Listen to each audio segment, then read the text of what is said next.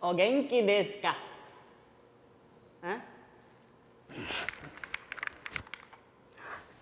Quel jour sommes-nous?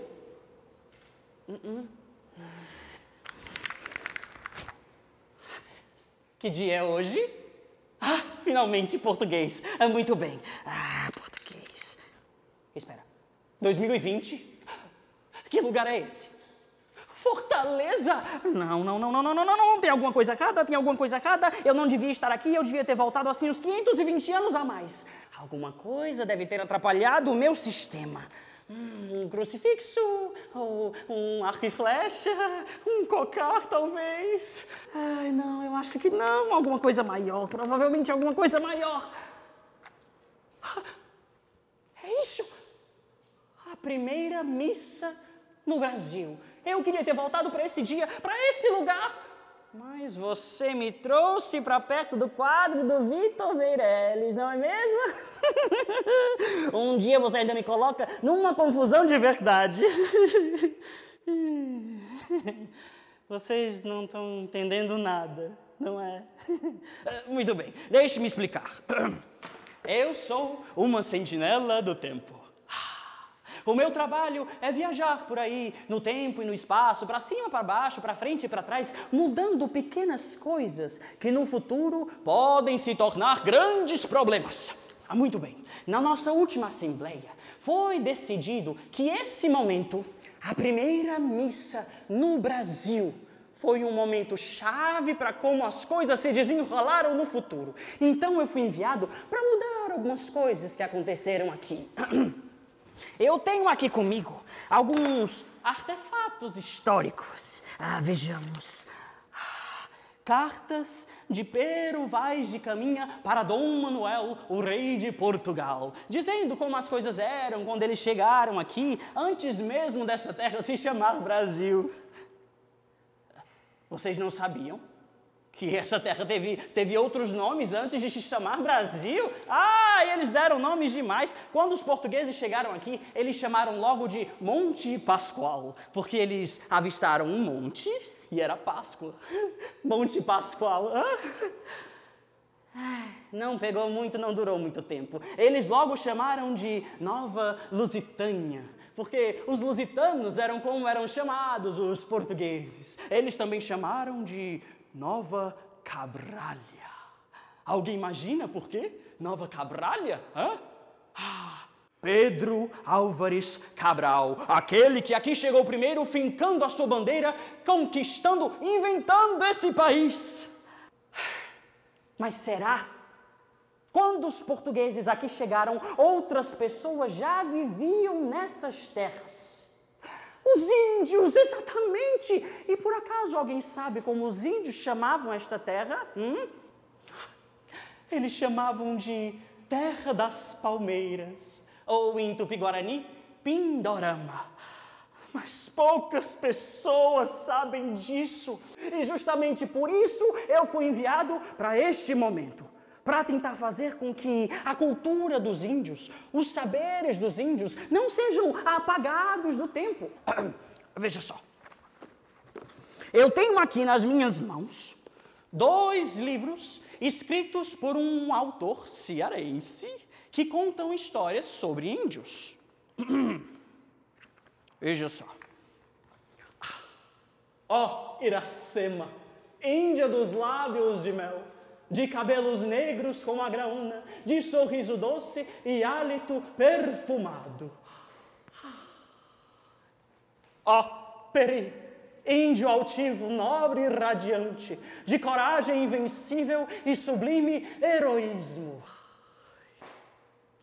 As histórias sempre diziam as mesmas coisas sobre os índios. Eles eram muito corajosos, muito bonitos, muito fortes, mas muito brancos. Os livros de histórias e os livros de história diziam sempre as mesmas coisas sobre os índios. Ora, veja, se até mesmo os quadros contam isso, analisando um quadro como este, veja, temos a impressão de que o contato dos índios com os colonizadores foi muito calmo, foi tudo tranquilo, quando as coisas não aconteceram exatamente assim. Nós pensamos isso porque nós só conhecemos um lado da história. Nós não ouvimos as músicas dos índios, nós não escutamos a voz dos índios, nós não lemos as histórias dos índios. Se nós tivéssemos acesso a tudo isso, eu tenho certeza que a nossa opinião seria diferente. Nós saberíamos como os índios foram explorados, enganados, maltratados. E enquanto isso, os colonizadores cantavam contentes. Ó musa do meu fado, ó minha mãe gentil, te deixo consternado no primeiro abril. E os índios nunca mais poderem viver só da sua caça, nunca mais viverem só da sua pesca, não poderem mais compartilhar tudo que têm com todos que conhecem. Essa não era a vida que eles queriam. Mas não ser tão ingrata, não esquece quem te amou, quem tuas densas matas se perdeu e se encontrou. Nunca mais poderem viver em paz, agora sempre se preocupando com ter sempre mais, o melhor, o mais avançado, o mais caro. Seriam obrigados a abandonarem as suas famílias e as suas terras e ver a natureza ser destruída de longe. O rio Amazonas, que corre traz os montes, e numa pororoca deságua no Tejo. Aí esta terra ainda vai cumprir seu ideal, ainda vai tornar-se um império colonial. E a voz dos índios foi ficando assim, pequenininha, baixinha, estrangulada, difícil de ouvir, difícil de entender, que parecia que nem estava mais por perto. Mas os índios estão por perto, tentando fazer a sua voz ser ouvida contra aquelas coisas que tentaram destruí-los desde lá no comecinho. A ganância, o egoísmo, os maus tratos à natureza, são essas coisas que vão acabar com o mundo no futuro. Eu sei, eu vim de lá, se lembram? Foi por isso que eu fui enviado para cá, para esse momento, para tentar fazer com que a cultura dos índios não fosse destruída, ela fosse passada de geração a geração e influenciasse as outras pessoas. Eu já sei, eu tenho uma ideia. Eu vou ensinar para vocês um torém dos povos Tremembé. Os Tremembé são uma tribo indígena aqui mesmo do Ceará. E torém, eles cantam e dançam em momentos especiais. Muito bem, eu vou cantar e vocês repetem depois de mim, certo? Água de maninho, oh maninho, mas serecê. De novo. Água de maninho, oh maninho, mas serecê. Ó Jaime vê, ó Jaime vê. Ah, muito bem! Eu acho que vocês estão preparados. Levantem a mão direita. Eu vos declaro oficialmente sentinelas do tempo honorários. Respeito uns aos outros e a natureza acima de todos.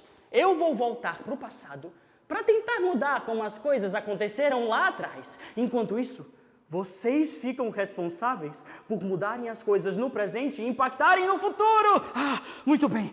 Eu só preciso de um pouco de isso e isso. Agora vejamos. O ano de 1500. Ai.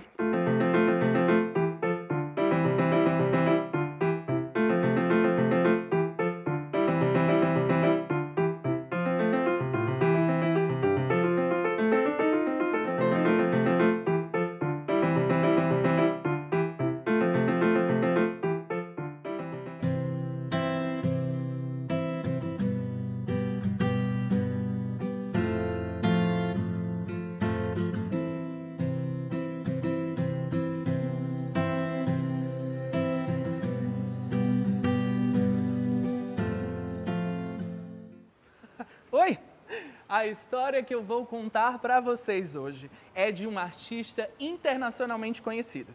Isso quer dizer que ele é conhecido pelo mundo todinho.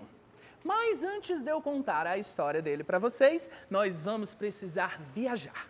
Viajar para uma terra muito quente, alegre e colorida. Muito parecida com a nossa própria terra. Inclusive, ela fica bem aqui, ó, do ladinho do Brasil. Nós vamos viajar para a Colômbia.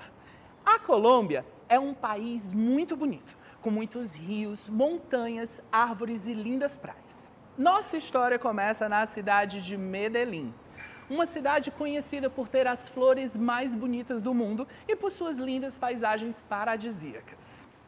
E é lá na cidade de Medellín que nós vamos conhecer um jovem vendedor chamado Davi Botero e uma jovem e alegre costureira chamada Flor Angulo. Os dois vão se apaixonar perdidamente e logo vão se casar e começar a família Botero, lá no começo do século XX. Eles não sabem ainda, mas um de seus filhos é o personagem principal da nossa história.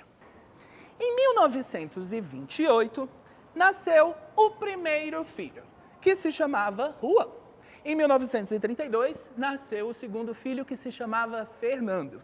Em 1936, nasceu o terceiro e último filho, que se chamava Rodrigo. Juan e Rodrigo eram muito legais, mas a estrela do dia é o menino Fernando. É ele que vai se transformar naquele artista internacionalmente conhecido que eu estava falando no começo. Mas calma, calma. Por enquanto, Fernando é apenas uma criança. Uma criança muito criativa e observadora. Sabe o que ele gostava mais de fazer quando ele tinha 12 anos de idade? Ele adorava ir para a igreja. Mas não era só para rezar, não. Ele gostava mesmo era de ver as esculturas e pinturas que ele via por lá. Ele achava tudo tão bonito.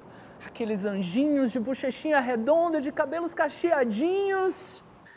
Que anjinho, quê? Disse o tio dele. Esse menino tem que entrar logo para uma escola de toureiros. Um menino ativo como esse vai ser um talento nato. Para quem não sabe, toureiros são aqueles homens que ficam segurando o pano vermelho, chamando o touro e deixando o touro passar por eles furioso. Pois é, os touros não gostam nem um pouco dessa brincadeira e nem Fernando se deu muito bem com a profissão, não. Logo, logo ele saiu da escola de toureiros e adivinha só o que ele fez? Um desenho de uma tourada, com o toureiro, o touro e o pano vermelho. O desenho ficou tão bonito, mas tão bonito, que quando sua mãe viu ele, ela disse: ai, que toureiro, que?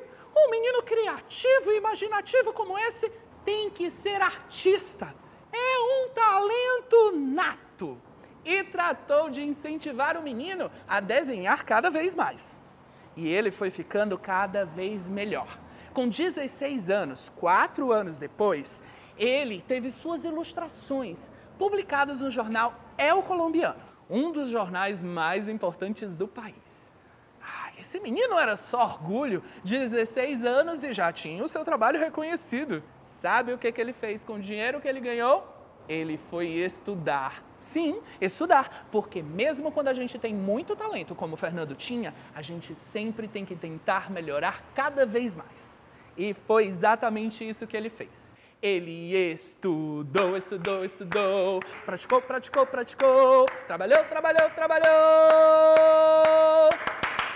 E, aos 20 anos, juntou um dinheirinho e pensou, quero aprender mais, vou viajar. E lá se foi Fernando fazer a sua primeira viagem. Na Colômbia se fala espanhol. E Fernando foi para um país que também se fala espanhol, mas lá na Europa. É um país com muita arte, muitos pintores, escultores e muita música. Ele foi para a Espanha. E lá na Espanha ele estudou, estudou, estudou, praticou, praticou, praticou, trabalhou, trabalhou, trabalhou. E pensou, quero aprender mais. Vou viajar. E dessa vez ele foi para um país também lá na Europa, que tem muita arte. Ele foi para França. E lá na França, ele estudou, estudou, estudou, praticou, praticou, praticou, trabalhou, trabalhou, trabalhou. E pensou, ainda quero aprender mais. Vou viajar. E dessa vez, ele foi para outro país, também lá na Europa, mas que tem, além de muita arte, muita comida gostosa, ele foi para a Itália. E lá na Itália, é claro que ele estudou, estudou, estudou, praticou, praticou, praticou, trabalhou, trabalhou, trabalhou. E pensou, vou voltar para o meu país de origem, Colômbia. Aí vou eu. E aos 25 anos, em 1955, Fernando volta para a Colômbia, mas não para Medellín. Dessa vez, ele foi para a capital do país, Bogotá, onde ele decidiu fazer uma exposição para mostrar tudo o que ele tinha aprendido nas suas viagens e nos seus estudos. Mas os colombianos estavam em outro momento, tinham outros gostos. Eles não gostaram muito do que o Fernando tinha para apresentar. Mas vocês acham que ele desistiu? Claro que não, senão ele não seria aquele artista internacionalmente conhecido que eu estava falando no começo da história. Ele fez exatamente o oposto disso. Ele parou e pensou, quero aprender mais, vou viajar. Mas dessa vez ele não foi para a Europa, não. Ele foi para outro continente, para a América do Norte, para um país tão quente, tão colorido e tão alegre. Ele foi pro México. E lá no México ele conheceu vários artistas que o ensinaram muito. E claro, ele estudou, estudou, estudou, praticou, praticou, praticou, trabalhou, trabalhou, trabalhou.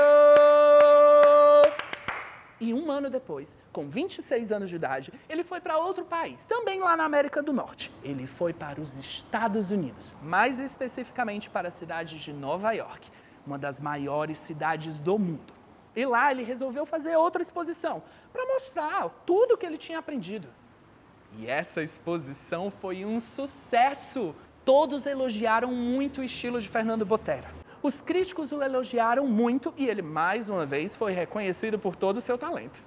O estilo de Fernando mostrava influências do muralismo mexicano, do renascimento italiano